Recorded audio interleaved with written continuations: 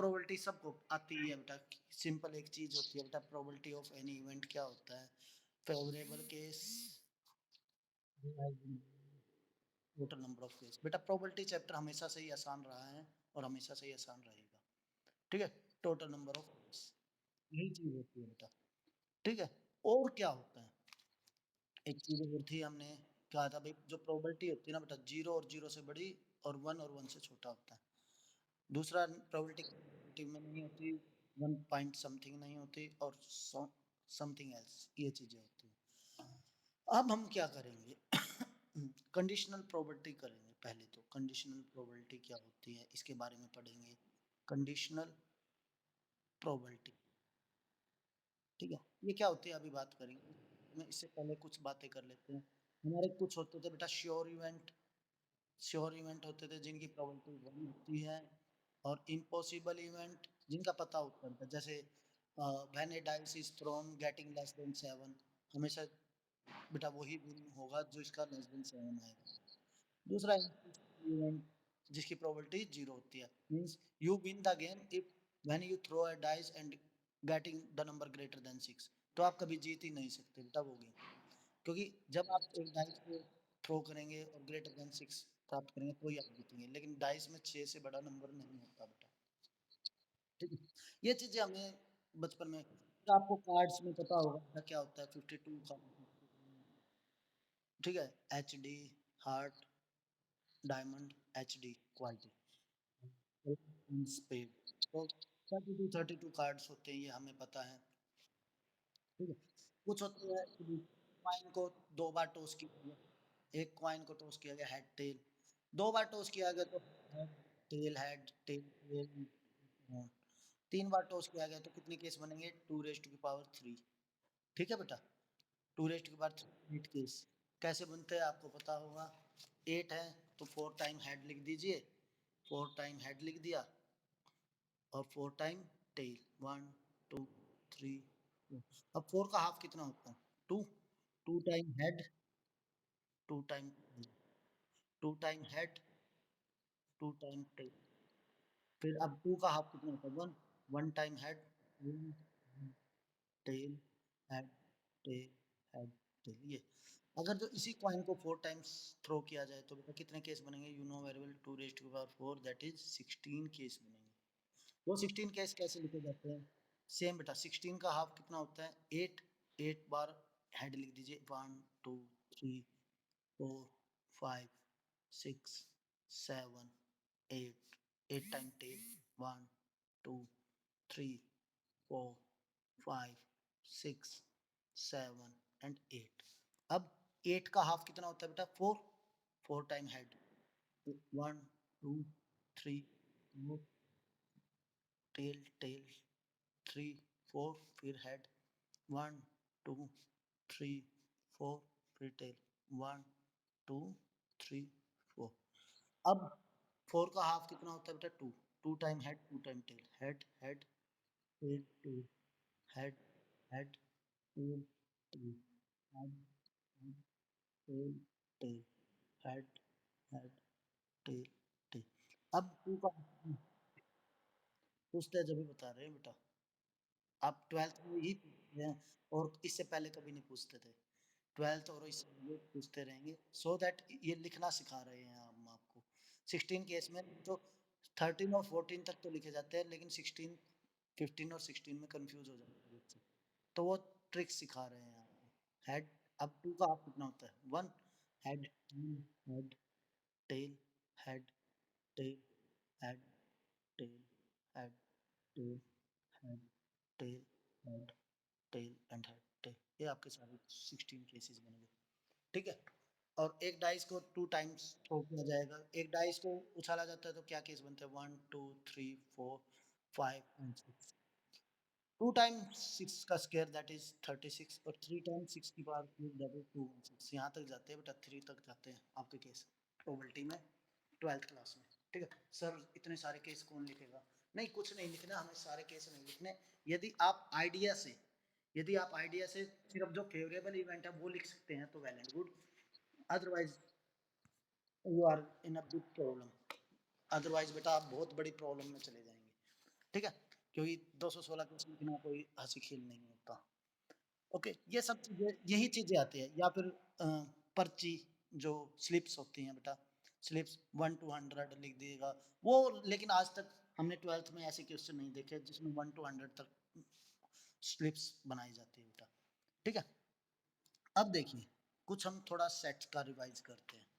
Set में क्या था बेटा, आपने एक फ़ॉर्मूला किया होगा, N of A union B का फ़ॉर्मूला होता था set chapter, Na plus N B minus N A intersection B, यही होता था बेटा, ठीक है? आपको ये पता था जहाँ इंटरसेक्शन आता है वहाँ एंड आता है, जहाँ यूनियन आता है वहाँ और आता है, ठीक है? अब इसमें क्या आ जाता है बेटा, ये एन की जगह ना पी धारण कर लेता है कि probability of A union B is equal to क्या होगा, same probability of A plus probability of B minus probability of A intersection B. ये चीजें थोड़ा रिवाइज कर रहे हैं बेटा, प्रोबेबिलिटी को सिंपली और कुछ नहीं कर रहे, और थोड़ा सेट को रिवाइज किया। ए इंटरसेक्शन भी आपको पता है, देखिए सपोज हम क्या करते हैं, ये सेट की फॉर्म में ले आते हैं बेटा, हमारे पास कुछ ऐसे इवेंट्स से हैं, हम इनको कंसीडर करते हैं बेटा, ये suppose A B C D और ई मान लिया, तो आपको पता है बेटा एन ए सेट ये बी सेट ये, ए में कितने एलिमेंट हैं, 3 एलिमेंट हैं, बी में कितने एलिमेंट है बेटा, 3 एलिमेंट हैं, कौन कौन से एलिमेंट हैं, आप कहेंगे ए बी और ई, बी में कितने कौन कौन से एलिमेंट है, सी डी और ई, ए इंटरसेक्शन बी में कितने एलिमेंट हैं बेटा, 1 एलिमेंट है, वो कौन सा है बेटा, ई। अब देखो प्रोबेबिलिटी ऑफ गेटिंग ए की प्रोबेबिलिटी क्या है कि भाई यदि एक नंबर सेलेक्ट किया जाए वो ए में से आ जाए, फेवरेबल केस 3 है, divided by total number of case कितने होता है, 1 2 3 4 5, ठीक है? Probability of B same 3/5 and probability of A intersection B 1/, ठीक है? Probability of A union B 5/5, that is 1, ठीक है? यहाँ तक कोई प्रॉब्लम? अब देखिए बेटा, probability of A union B का फॉर्मूला हमने क्या किया है, that is P of A plus P of B minus P A intersection B, तो ये क्या हो जाएगा, 3/5 plus 3/5 minus 1/5, 6/5 minus 1/5, 5/5 equal to 1, यही तो था बेटा, ठीक है? अब आता है इंडिपेंडेंट इवेंट और डिपेंडेंट इवेंट। सबसे पहले हम इंडिपेंडेंट इवेंट की बात करेंगे। इंडिपेंडेंट इवेंट क्या होते हैं बेटा, इंडिपेंडेंट इवेंट हम ज़्यादा डिटेल में नहीं कर रहे, प्रोबेबिलिटी को करने को कर सकते हैं लेकिन कोई ज़रूरत नहीं है बेटा। इंडिपेंडेंट इवेंट क्या होते हैं कि भाई सपोज करो, हाँ, यदि P A intersection B is equal to P A into P B हो जाए, मतलब यदि ये कंडीशन फुलफिल हो जाती है बेटा, तो वो इवेंट कहलाता है इंडिपेंडेंट इवेंट, वो इवेंट कहलाता है इंडिपेंडेंट इवेंट यदि इस कंडीशन को सेटिस्फाई किया जाए तो, that is P A intersection B is equal to P A into P B. क्या पिछला इवेंट इंडिपेंडेंट था या नहीं था, ये चेक कर लेते हैं बेटा। पी ए इंटरसेक्शन बी 1/5 था, ये क्या था बेटा, 3/5 मल्टीप्लाई 3/5 दैट इज 9/25, तो 1/5 is not equal to 9/25, so this A and B event are not independent, ठीक है? और कई बार क्वेश्चन ऐसे पूछ लिया जाता है कि भाई if A and B are independent event और PA intersection B 3/5 और PA 2/5 find PB, तो आप निकाल सकते हैं 3/5 minus 2/5, सॉरी 3/5 into 5/2, तो 5 से 5 गया दैट इज 2/5, तो पी बी क्या आ गया 2/5, ठीक है? ओके, लेकिन ध्यान रख दीजिएगा यदि ये 2/5 से अबोव आता है, मीन्स 1 पॉइंट से अबोव आता है, कई बार आ जाता है, तो आप कह देंगे this condition is not satisfy, ये कंडीशन फुलफिल नहीं हो सकती, क्योंकि प्रोबेबिलिटी बेटा 1 पॉइंट समथिंग से ज्यादा नहीं बन सकती, ठीक है? 1 हो सकती है, नो प्रॉब्लम, 1 पॉसिबल है, लेकिन वंस पॉइंट यदि आ जाता है आंसर, तो आपको ये लिखना है कि this condition is not satisfy, ये कंडीशन सेटिस्फाई नहीं हो सकती। ठीक है, ओके। लेकिन उससे पहले आप अपनी कैलकुलेशन को दोबारा चेक कर लीजिएगा, यदि कैलकुलेशन गलत है तो जरूर कभी भी यदि ऐसा बन जाता है बेटा। अब कंडीशनल प्रोबेबिलिटी पे चलते हैं हम। सर ये कंडीशनल प्रोबेबिलिटी क्या है? ठीक है, हमें ये सब पता लग गया कि भाई ये सिर्फ प्रोबेबिलिटी का थोड़ा सा रिवीजन किया था। अब कंडीशनल प्रोबेबिलिटी पे, कंडीशनल प्रोबेबिलिटी सपोज करो हम बेटा एक इवेंट बोलते हैं, एक कॉइन को 3 टाइम्स उछाला गया बेटा, एक कॉइन को 3 टाइम्स उछाला गया, तो आपको पता है कितने केस बनेंगे? 8 case. Triple head, head head tail, जो आपकी बुक में एग्जाम्पल होता है उसके according, head tail head, tail head head, head tail tail, tail head tail, tail tail head and triple tail. ठीक है बेटा, हमने कहा E is the event या A is the event या E at least one head, कम से कम एक हेड होना चाहिए बेटा। ठीक है, कम से कम एक हेड होना चाहिए। तो हमारे फेवर में कौन कौन से केस, या फिर एटलीस्ट टू हेड बोल दीजिए, at least to head, at least to head, तो दो हेड कम से कम होना चाहिए। Head head tail, head tail head, tail head head और ट्रिपल हेड बेटा। ठीक है, okay? तो P ऑफ A क्या हो जाएगा? P ऑफ A आप कहेंगे there are number of cases are 4 and divided by 8, 4 by 8 that is 1/2। ठीक है, हाँ जी, 1/2। ये कैसे आया बेटा? एक्चुअली में हेड हेड टेल की प्रोबेबिलिटी क्या है? 1/8 प्लस हेड टेल हेड की probability 1/8 plus tell head head की 1/8 प्लस 1/8 1/8 1/2। ठीक है, ये ऐसे है बेटा। बी इज द इवेंट, आ गया कि first toss is an tail, first toss जो है ना टेल होना चाहिए बेटा। तो अब फेवर में क्या कौन कौन से इवेंट गए बेटा? Tail head head, tail head tail, tail tail head triple tail. ठीक है बेटा, पी ऑफ बी क्या होगा? 4/8 दैट इज 1/2। लेकिन ये भी कैसे आया? सेम वही केस बेटा, 1/8 प्लस 1/8। ठीक है, अब देखिए बेटा ए इंटरसेक्शन बी क्या होगा? अभी तक हम सिंपल ये कर रहे हैं बेटा, A intersection B, I think one ही केस बनेगा, tail head head, tail head, क्योंकि वहां पे है टू हेड और यहाँ पे है वो, इन दोनों में सिर्फ कॉमन ये है, तो वन केस बना, तो E of A intersection B क्या बनेगा? That is 1/8, 1/8। यानी कंफ्यूजन बताओ। अब देखिए, अब देखिए, क्या A and B are independent event? पहले तो ये चेक कर लेते हैं जस्ट वैसे बेटा, क्या A and B are independent event? तो 1/8 is equal to 1/2 multiply 1/2, 1/8 is not equal to 1/4, so A and B are not independent event, these are dependent। ठीक, अब देखते हैं आगे चलते हैं, इस क्वेश्चन में थोड़ा सा और प्रोसीड करते हैं। अब जो कंडीशनल प्रोबेबिलिटी है उसने कहा, अब वो कहना क्या चाहता है? वो कहता है कि भाई what is the probability if of finding A if B has already occurred. A की निकलने की प्रोबेबिलिटी क्या होगी जब बी ऑलरेडी हो चुका है? बी यदि हो चुका है तो ए के निकलने की प्रोबेबिलिटी क्या है? या फिर ए ऑलरेडी हो चुका है तो बी के निकलने की प्रोबेबिलिटी क्या है? कंडीशनल मतलब एक कंडीशन पुट अप कर दी गई, जैसे कि हम कहते हैं कि भाई यदि कोविड खत्म हो जाएगा तो आपकी क्लास स्टार्ट हो जाएंगी, रेगुलर क्लास। ठीक है, कुछ भी कंडीशन हो सकती है बेटा, कोई भी कंडीशन।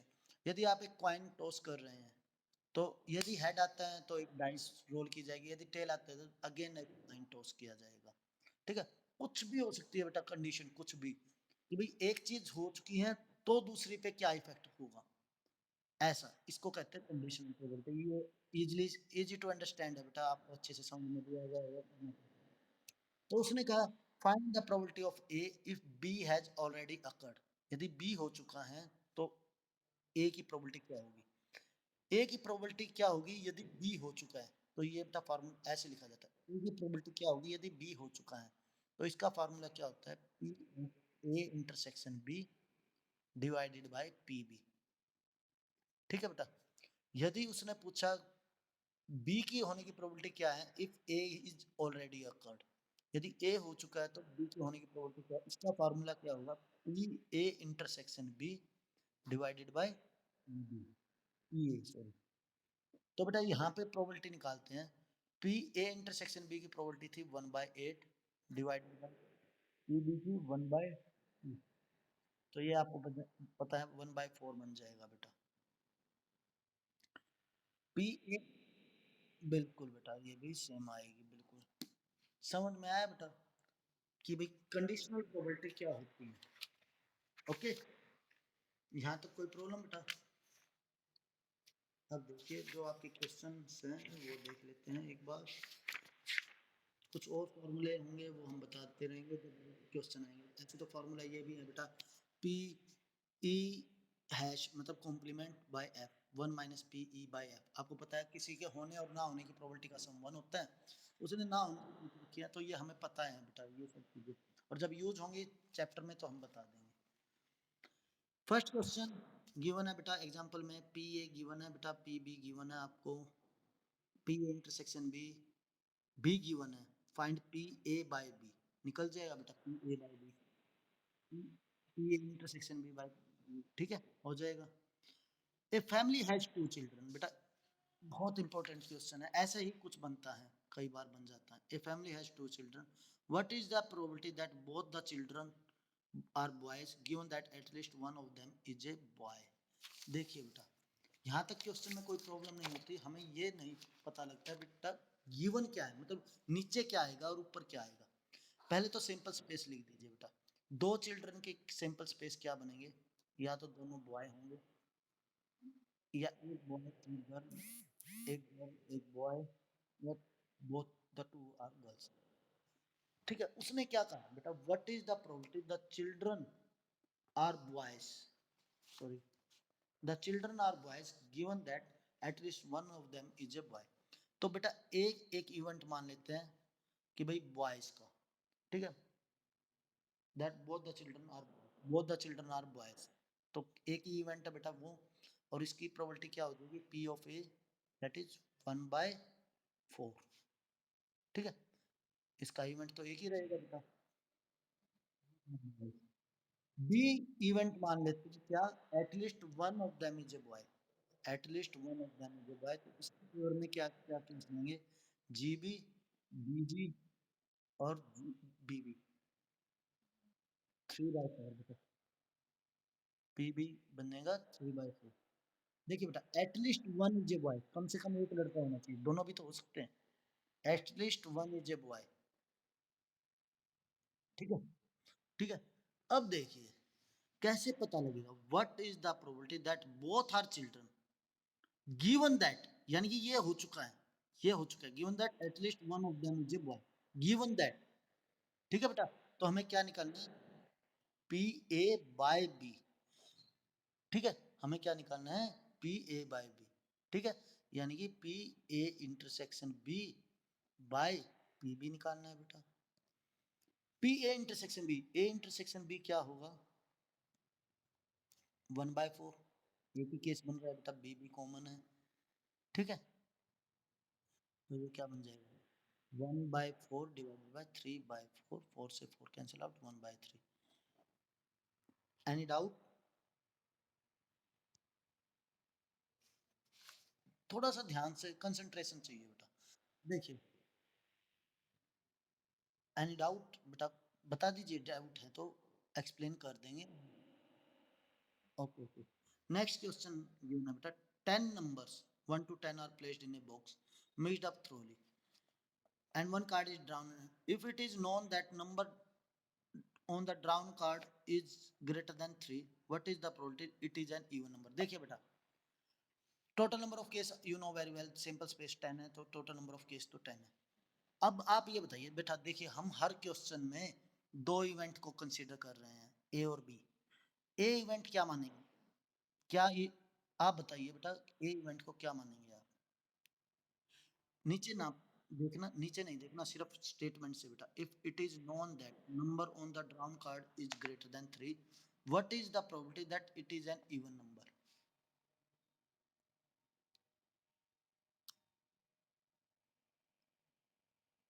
शाबाश बेटा, ए इवेंट मान लेंगे हम मोर देन 3 का, तो वो कौन से केस हो जाएंगे बेटा? 4 5 6 7 8 9 10, टोटल केस 7/10। ठीक है बेटा। और बी इवेंट इवन नंबर का, तो वो कौन से होंगे? 2 4 6 8 10, तो 5/10। ठीक है बेटा। अब ए इंटरसेक्शन बी क्या होगा? 4 6 8, 4 6 8 और 10, कितने बने बेटा? 4, 4 6 8 और 10, 4/10। अब बेटा ये बताइए, पी ए बाय बी निकालना है या बी बाय ए निकालना है, सिर्फ ये बता दीजिए और सवाल solve.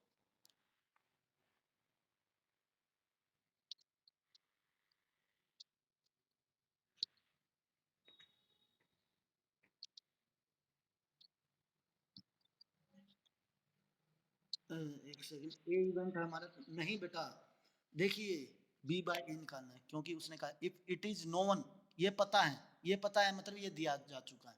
If it is known that number on the drown card is greater than 3, ये तो पता है मुझे। ठीक है, यानी ए पता है। What is the probability it is an even number? B by A, B by A निकालना है। हाँ बेटा, जो पता होता है वो हो चुका है, जो पता होता है। देखो, पिछले में था it is given, what is the probability both the children boys given that at least one of them is boy. ठीक है, सिर्फ स्टेटमेंट से पता किया जा सकता है, रट्टा नहीं मारा जा सकता। क्योंकि यदि आप चलो इन क्वेश्चनों को तो क्रैम कर लेंगे, सपोज उसने कोई अपनी तरफ से स्टेटमेंट बना दी, तो देखिए it is known, it is given, we know, हमें पता है, तो जो ये पता है वो नीचे आएगा। ठीक है, और उसके बाद जो निकालना है वो ऊपर आ जाएगा। सिर्फ ये चीज का क्रैम नहीं किया जा सकता इस चीज को बेटा, कि भाई क्या करें।